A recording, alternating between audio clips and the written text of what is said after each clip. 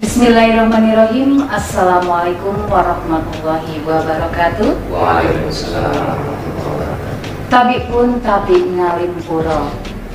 Pemirsa sahabat religi dimanapun berada, selamat datang di podcast kantor Kementerian Agama Kabupaten Lampung Tengah. Ini adalah sebuah program baru yang diinisiasi oleh Humas Kantor Kementerian Agama Kabupaten Lampung Tengah. Hari ini bersama saya Siti Pratun Sarjana Agama, kita akan membahas sebuah topik yang sangat penting untuk kita ketahui bersama, yaitu tentang jagat fitrah dan fidyah.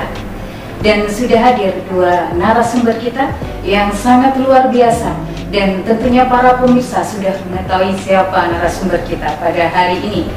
Narasumber kita yang pertama adalah Ustadz Haji Ahmad Tagiyuddin SAG MPDI. Beliau adalah penyelenggara zakat wakaf pada kantor Kementerian Agama Kabupaten Lampung Tengah. Selamat datang Bapak, gimana kabarnya hari ini? Alhamdulillah, sehat walafiat.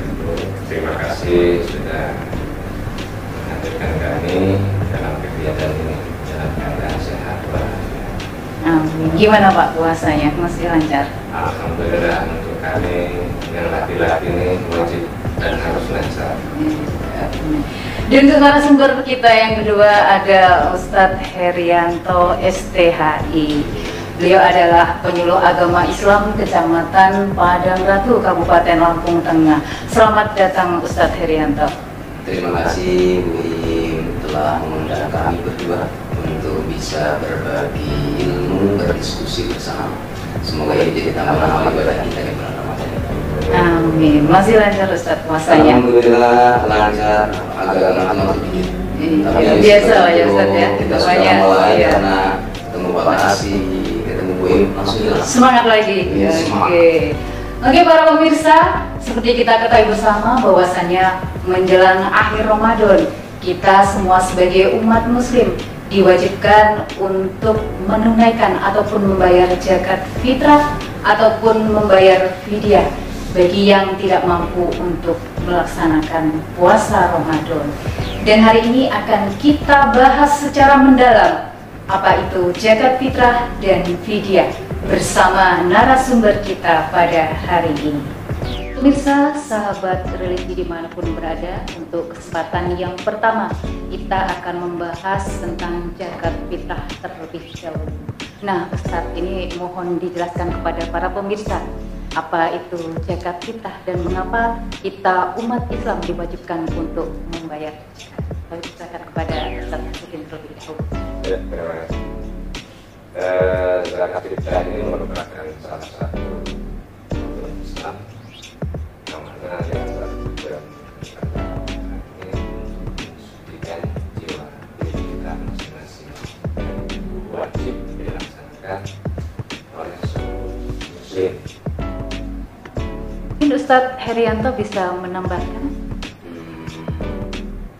Saya sepakat sekali dengan apa yang disampaikan oleh Bapak Ustadz Haji Tagiyuddin terkait pengertian daripada zakat fitrah itu sendiri.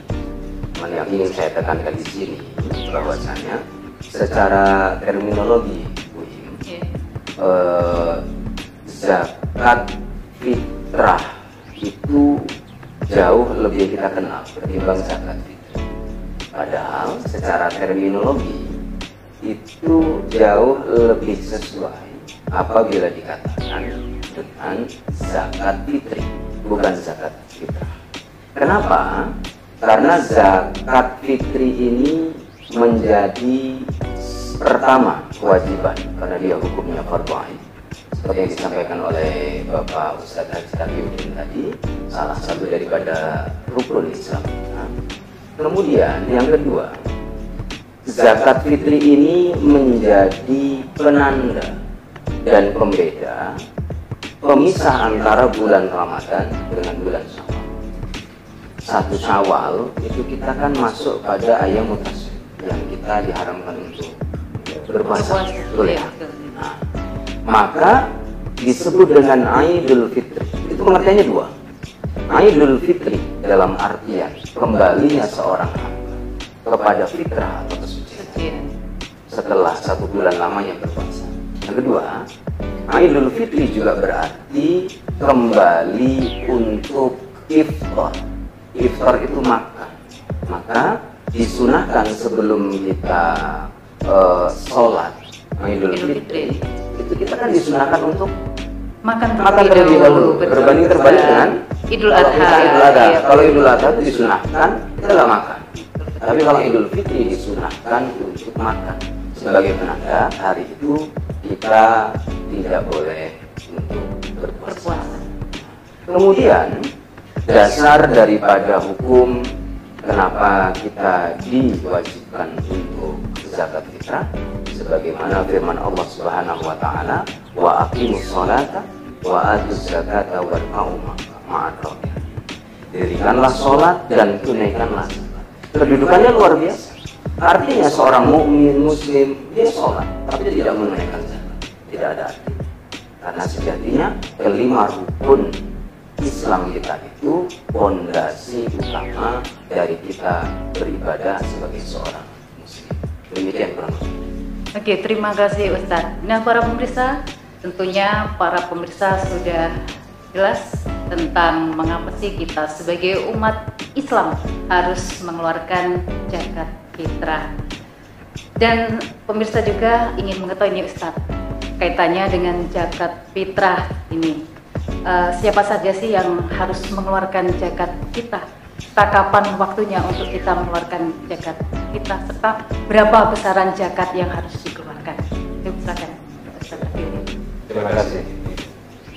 Terkait dengan zakat fitrah ini, seperti yang saya sampaikan tadi, berikut adalah Ustaz, kewajiban untuk seluruh umat muslim.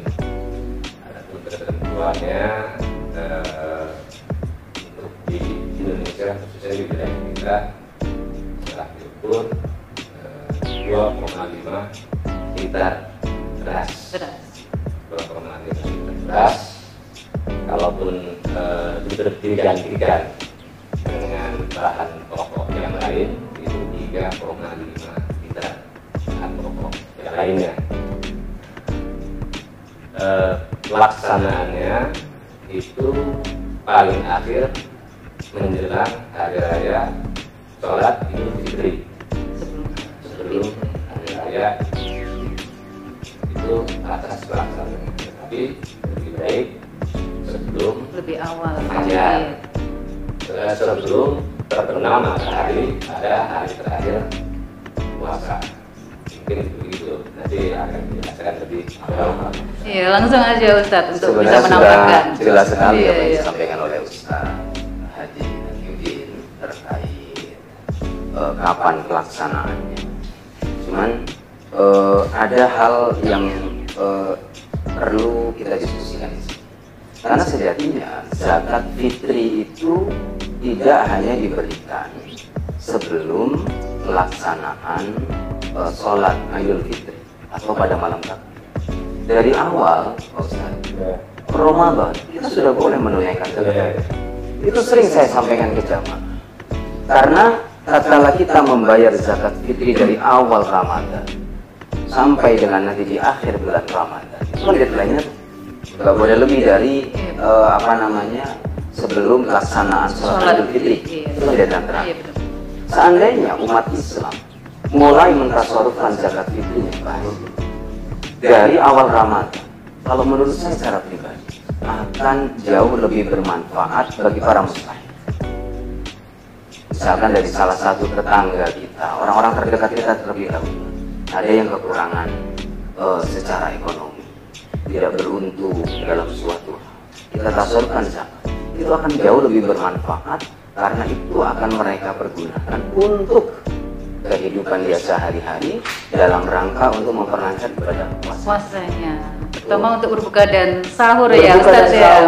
Kebayang nggak sih kalau Lebih misalkan bermanfaat. salah satu tetangga kita yang haji kurang dan lain sebagainya, Cuman karena kita sudah terbiasa tasawuf zakat fitri itu di malam takbir, ya udah kita ampet aja nih, kita tahan sampai nanti di malam takbir. Kasihan mereka.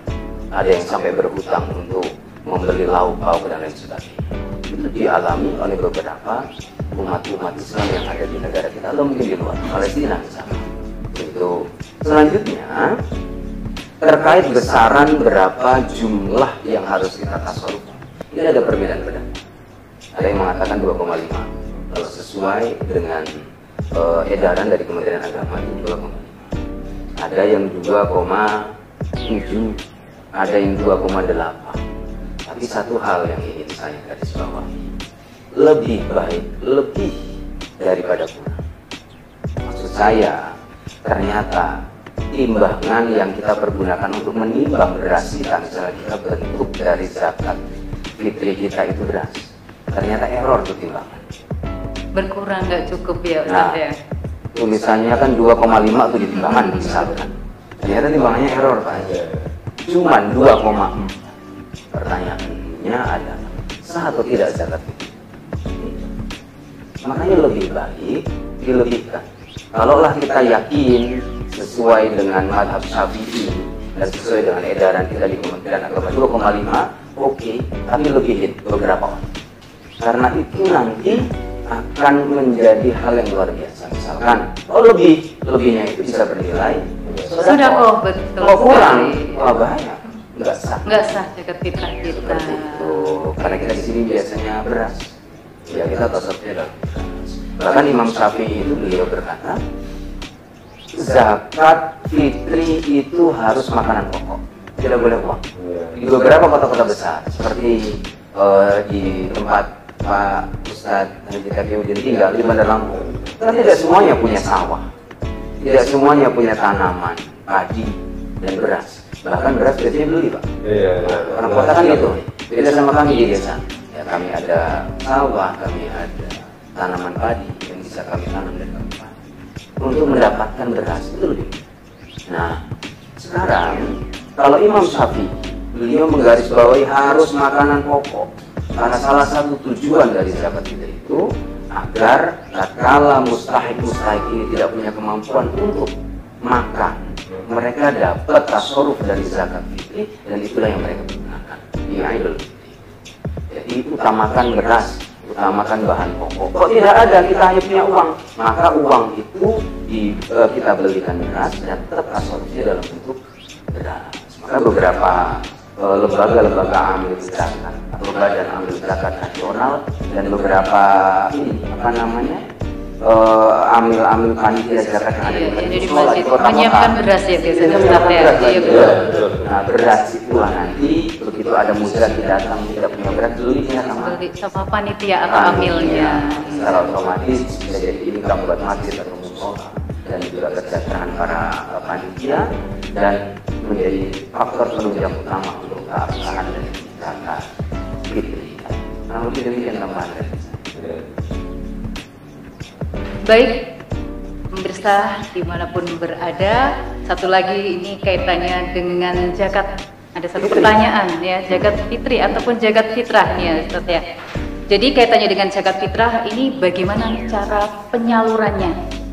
Apa harus kepada amil yang sudah ditentukan, yang sudah ada SK-nya dari Basnas, atau bisa langsung ini kepada orang yang berhak untuk menerima zakat? Ini gimana Ustaz? Ya, terima kasih.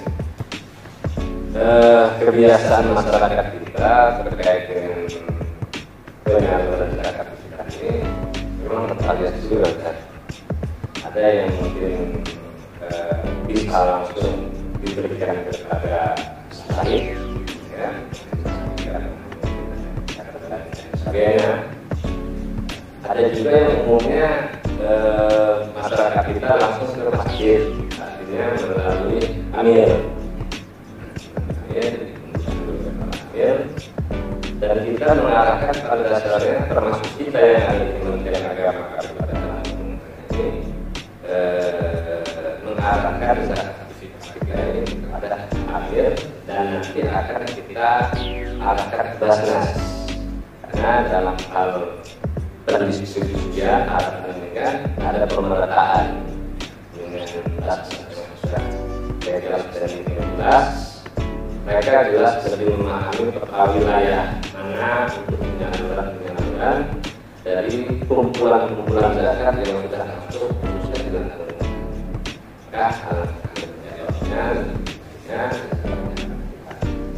kan ini ya bisa sesuai dengan porsi paling tidak ini di kalau wilayah mana akan didistribusikan zakat. Mungkin itu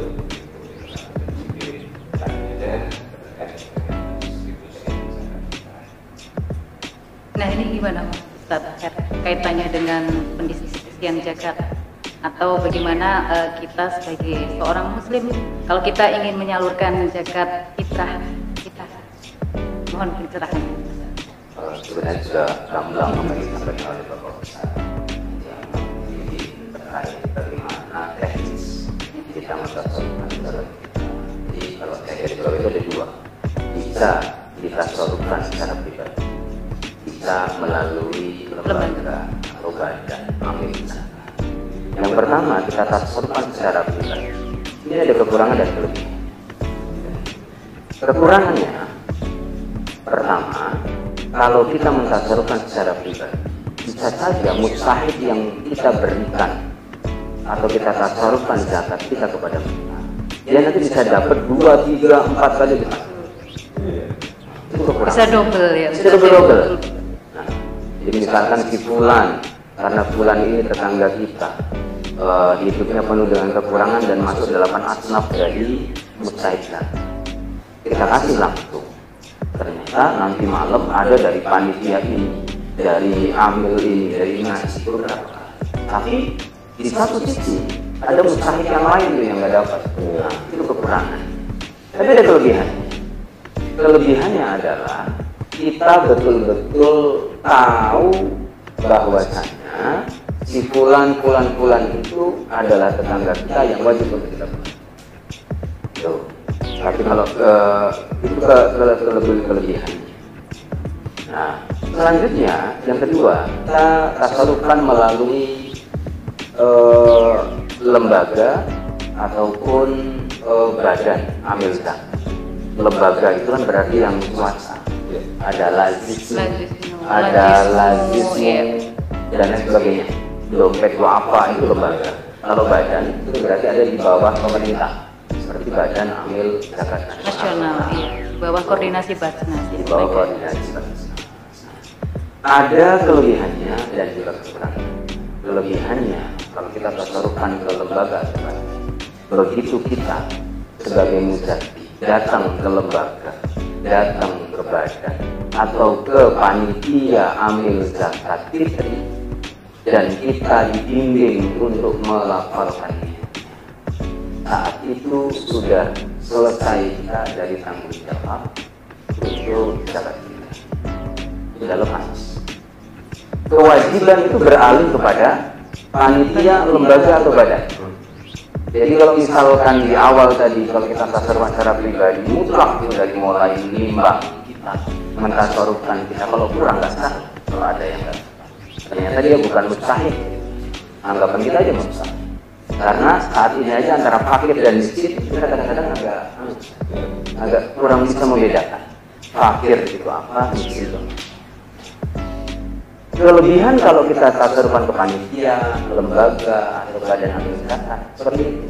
Kita datang, kasih, nanti dibimbing niatnya sama panitia. Biasanya kalau di kampung-kampung gitu, kampung saya gitu. Jadi dibimbing gitu sama mudin atau kaum atau ustadz. Setelah itu udah bari naminal lima, kita sudah lepas dari tanggung jawab bedanya. Tapi kekurangannya adalah tidak semua panitia, amil, lembaga ataupun badan zakat yang ada di negara kita memiliki SK. Kalau masjid musola tidak ada SK-nya dari Basnas atau dari lembaga seperti lazismu, dompet apa dan sebagainya, maka itu tidak bisa disebut dengan amil, betul, disebut betul. dengan panitia. Karena amil adalah orang yang ditunjuk oleh negara, baik langsung atau tidak langsung, untuk menjadi panitia atau pelaksana dalam rangka mensukseskan tasawuf zakat fitrah. Iya. Nah, jadi ini perlu digarisbawahi Ustadz, bahwasanya para amil itu wajib untuk meng-SK-kan ya Ustadz ya, agar memang diakui secara negara ya, seperti itu ya Ustadz. Secara syar'i seperti itu negara juga. Iya. Secara syariat kita juga harus itu. Jadi kalau ada di kampung sah atau tidak kan jadi pertanyaan gitu, kan tidak sah. Terus gimana? Sah. Tapi beliau itu panitia, bukan amil. Turunan hukum dari situ, karena dia bukan amil, dia tidak ada hak untuk mendapatkan haknya dari 8 asnaf. Salah satu 8 asnaf itu kan amil kan. Mereka panitia, mereka nggak dapat. Begitu. Tambah terobos, tambah panjang nanti bahasanya. Kalau dia panitia, dia juga ada hak untuk mendapatkan tasarruf zakat. Karena dia hanya panitia. Kalau dia ambil, dia dapat. Tapi selama ini kan tidak di tempat kita. Itu campur pokoknya kalau udah di masjid, udah di musola, dia ambil zakat. Padahal kalau tidak ada SK dari lembaga atau badan, mereka masih berbentuk panitia. Dan panitia tidak ada hak untuk mendapatkan tasarruf dari zakat. Nah, mereka tidak ambil kalau panitia. Nah, mungkin bisa sedikit ditambahkan Ustadz kaitannya dengan 8 asnaf nih, biar pemirsa lebih semakin jelas ya, siapa 8 asnaf ini yang berhak untuk menerima zakat fitrah. 8 asnaf ini artinya 8 orang yang berhak menerima zakat.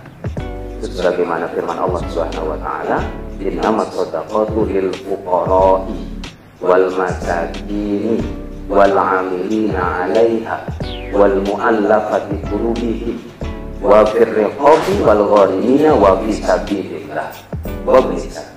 Yang pertama fakir, yang kedua miskin, yang ketiga amil wal amilina 'alaiha. Seperti kita bahas tadi, amil bukan wal panitia, tidak ada wal lajnah. Kalau dalam bahasa Arab panitia tidak ada. Itu amil wal amilina 'alaiha wal mu'allafati qulubihim. Orang-orang yang mu'allaf, yang Allah kekehkan, Allah kuatkan hatinya untuk memeluk agama. Saudara-saudara kita mu'allaf, mereka berhak loh menerima zakat. Dari misalkan kok tidak ada yang terbaru dari mu'allaf itu berapa? Selagi mereka masuk dalam kategori 8 asnaf itu dan mereka tidak mampu dalam kategori kita wajib. Itu biar tambah matang dalam beragama mereka. Allah, ternyata saudara kita umat Islam ini sebegitu perhatiannya. Jadi mu'alaf. Selanjutnya wafir riqab. Riqab itu siapa? Riqab itu adalah orang-orang yang punya tanggungan, punya utang. Mereka ngomong utang. Semua orang punya hutang. Jadi kita butuh aja. Tetapi betul-betul dia itu tidak mampu membayar, karena zaman sekarang itu kan ada meme yang itu saja. Kadang-kadang yang utang sama yang diutang itu dalam mana? Itu kalau cerita itu lebih galak yang punya utang daripada yang lagi utang, seperti itu. Dan utangnya bukan untuk bisnis, tapi utangnya betul-betul untuk kebutuhan sehari-hari. Mereka betul-betul tidak mampu dan tidak bisa kecuali harus utang. Wa fi sabilillah, para asatidz, para guru DPA, para tokoh-tokoh agama mayoritas Islam. Itu hidupnya tarafnya masih dalam sangat ketidakcukupan. Kalau di Bandar Lampung beda, karena lagi kulturnya beda. Lagi kultur beda, di Bandar Jaya beda, kita di Lampung. Tapi kalau di kampung-kampung di pelosok, mereka subhanallah ta'ala dan semuanya penuh dengan keterbatasan. Dan terakhir yaitu orang yang sedang menempuh bisnis. Kalau fisabilillah itu kan orang yang berjuang di jalan Allah. Tapi kalau zaman sekarang nggak ada yang berperang. ada yang berperan, tapi orang-orang yang berdua ngajar anak-anaknya tanpa dibayar cuma terus ada balik kasih bilang Ibnu Sabil ini musafir. Orang yang musafir kehabisan ongkos belum sampai itu 8 atas orang lebih yang orang yang wajib menerima zakat fitri, bukan zakat fitri. Itu kita viralkan ya, zakat fitri. Seperti itu menurut. Terima kasih Ustadz, ini penjelasannya sangat luar biasa sekali kaitannya dengan zakat. Baiklah pemirsa, untuk selanjutnya kita akan membahas tentang fidyah. Pemirsa, sahabat religi dimanapun berada, kembali lagi dengan podcast Kantor Kementerian Agama Kabupaten Lampung Tengah. Kali ini pembahasan kita lanjutkan yaitu tentang fidyah. Nah Ustadz, ini banyak sekali pemirsa yang ingin tahu apa itu fidyah dan siapa orang yang wajib membayar fidyah. Mohon untuk dijelaskan. Fidyah ini secara bahasa, bahasa pengganti. Jadi pengganti sesuatu dengan sesuatu. Artinya kalau kita tidak melaksanakan puasa, harus kita itu dengan puasa di hari-hari yang lainnya. Itu. Adapun mereka yang dapat melakukan atau mengganti fidyah, terutama mereka yang tidak memungkinkan untuk melaksanakan puasa, seperti orang-orang tua yang sudah atau ibu hamil yang memang sudah sepertinya sangat tidak memungkinkan mereka untuk berpuasa, atau di antara orang yang sedang melaksanakan musafir perjalanan jauh sudah masuk dalam dengan kilometernya. Itu di antaranya mereka yang dapat mengganti puasanya dengan mereka di hari yang lain. Di pusat di antaranya nanti lebih jelasnya akan mengatakan Ustaz yang lebih paham di bidangnya. Oke Ustadz Herianto, ini mohon diperjelas lagi atau ditambahkan lagi keterangan dari Ustadz Taqiyuddin. Terima kasih, sudah jelas sebenarnya apa yang disampaikan oleh Bapak Ustadz. Biar lebih jelas lagi. Saya hanya sedikit saja nambahkan. Intinya fidyah itu adalah sebuah pengganti. Pengganti dari apa? Pengganti dari puasa yang ditinggalkan oleh seorang hamba, seorang muslim atau muslimah. Karena alasan tertentu. Apa saja alasannya? Karena dia sudah lanjut usia, dia punya sakit yang kronis, yang membahayakan kesehatannya apabila tetap menjalankan puasa. Ibu hamil itu boleh loh. Ibu ingin hamil lagi? Enggak.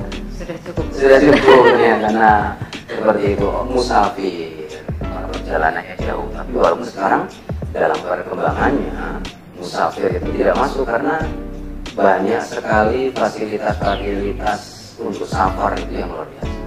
Mobil enak, mau pribadi atau umum sekarang nyaman-nyaman banget. Gitu. Bahkan beberapa perjalanan jauh itu menyediakan kegiatan berbuka dan juga untuk sahab-sahab. Dasar hukumnya apa? Surah Al-Baqarah ayat 185. Wa 'alal ladzina yutiqunahu fidyatun ta'amun miskin. Dan bagi orang-orang yang tidak mampu melaksanakan puasa, maka diperbolehkan bagi mereka untuk menunaikan fidyah. Kepada siapa? Kepada it'amul masakin, memberi makan pada orang miskin. Bisa bentuknya berupa kebutuhan pokok ataupun makanan siap santap. Bahkan uang pun boleh. Kalau kayak di Jakarta itu besaran uangnya itu per orang itu Rp60.000. Itu tinggal dikurskan saja dengan harga yang ada di kabupaten kota masing-masing. Misalkan di Lampung Tengah kita nih 50.000 disesuaikan saja. Cuman kalau dalam takaran fikihnya itu ini berbeda antara Imam Malik, Imam Syafi'i dan mazhab Hanafiyah. Kalau Imam Malik, Imam Syafi'i mereka berpendapat bahwasanya fidyah itu besarannya 1 mud.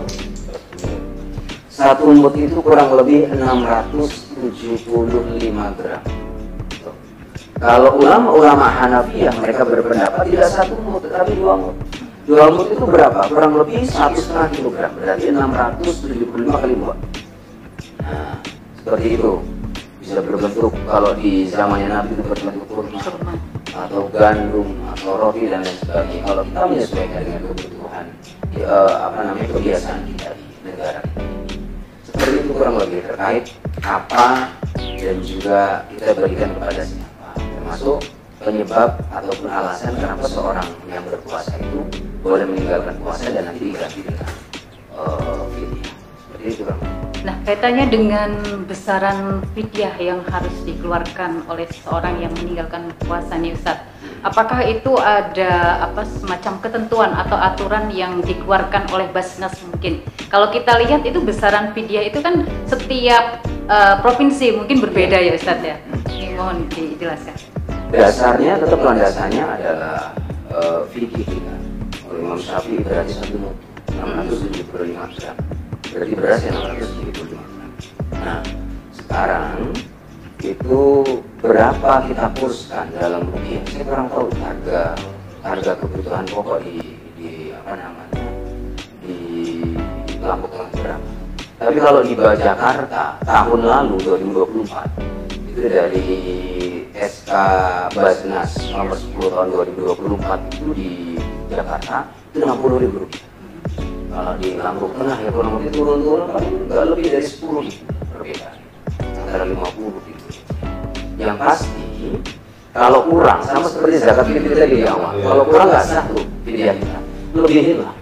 Misalkan kita penganut mazhab Hanafi umumnya di Indonesia, berarti kan hanya 1 mut sih, hanya 675 gram.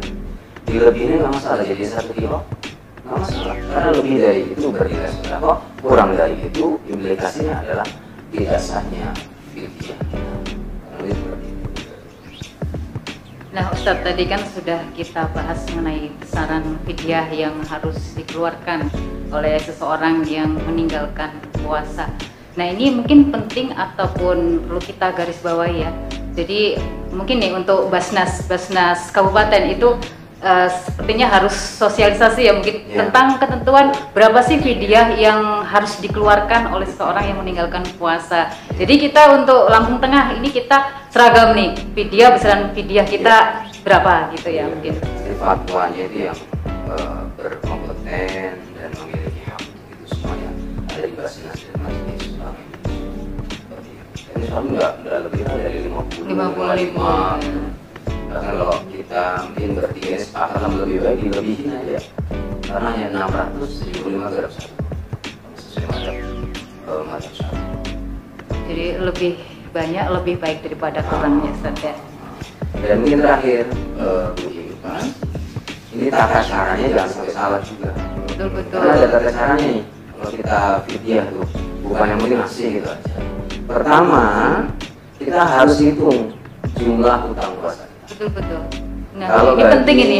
Bagi ibu-ibu, akhwat, saudara-saudara perempuan kita yang berhalangan, itu kan diutamakan untuk membayar utang puasanya, bukan fidyah lo ya. Kalau gitu ceritanya Pak Haji. Bayar fidyah aja cuma 675 gram. Betul. Sekilo lo berapa? Beras paling mahal itu kan 15.000. Berapa ya? 15.000 aja habis. Tapi kalau untuk akhwat, ibu-ibu yang masih ada halangan dalam menunaikan suatu hal, itu tetap diutamakan untuk membayar utang puasanya lagi. Nah, yang pertama tata caranya hitung jumlah hari yang kita tinggalkan.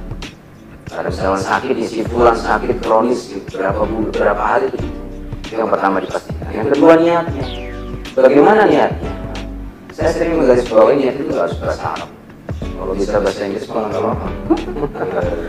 Bahasa Indonesia nggak apa-apa. Tetap nawa itu fidyatan li berapa? Ya Allah, saya berniat untuk mengganti puasa saya sekian.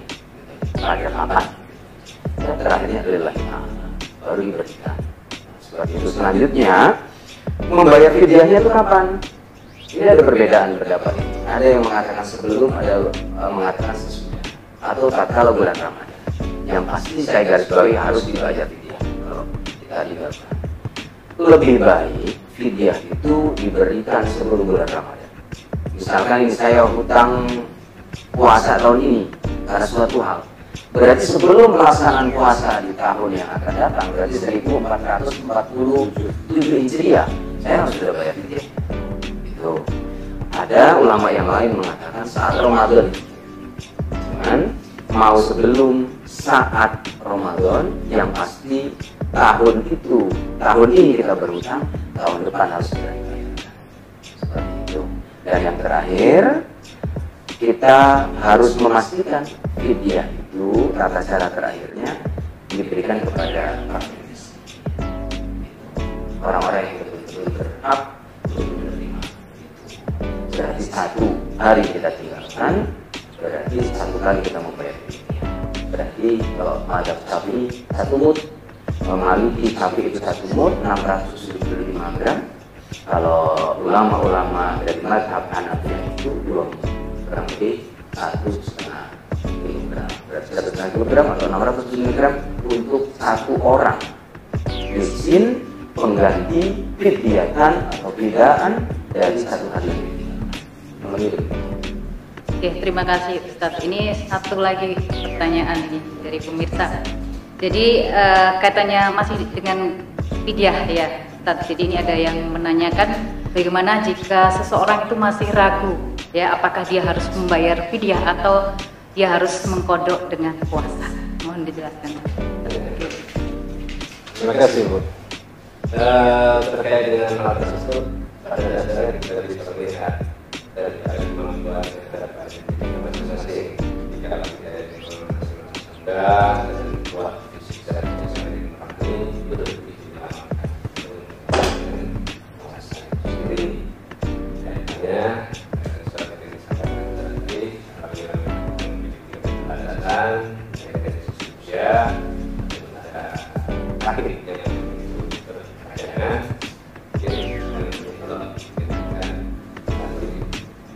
Dari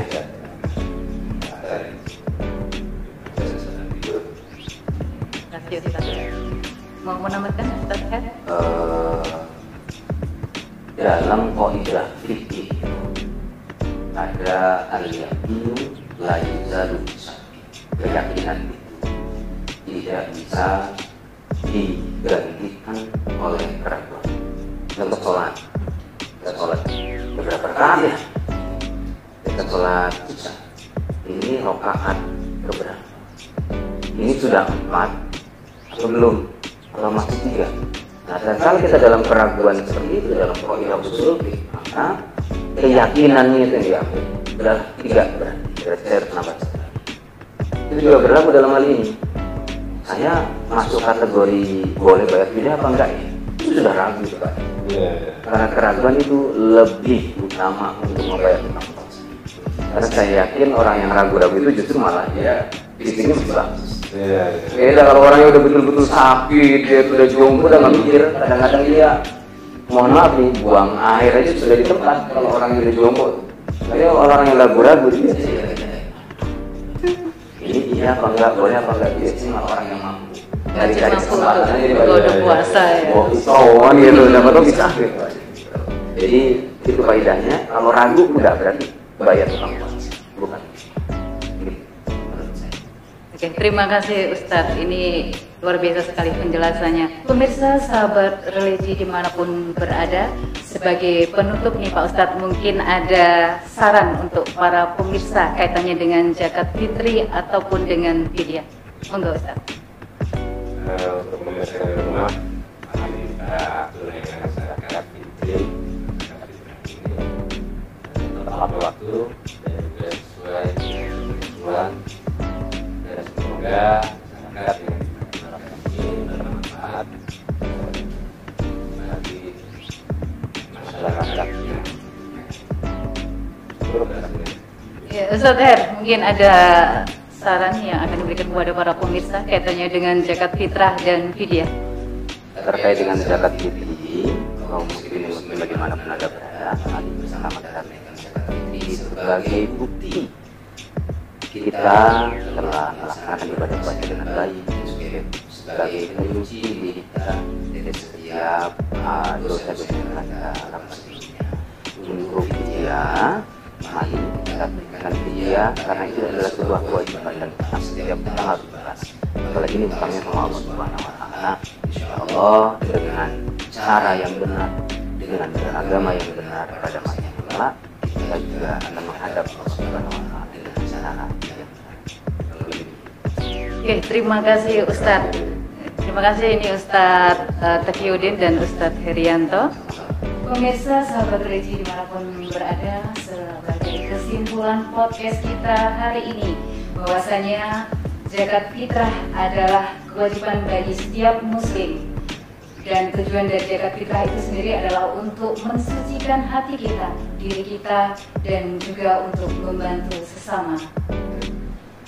Pemirsa dimanapun berada, demikian tadi podcast kita hari ini. Terima kasih kepada narasumber, luar biasa sekali sudah memberikan pencerahan pada hari ini, dan terima kasih juga kepada seluruh pemirsa. Semoga podcast kita hari ini bisa memberikan kebermanfaatan untuk kita semua.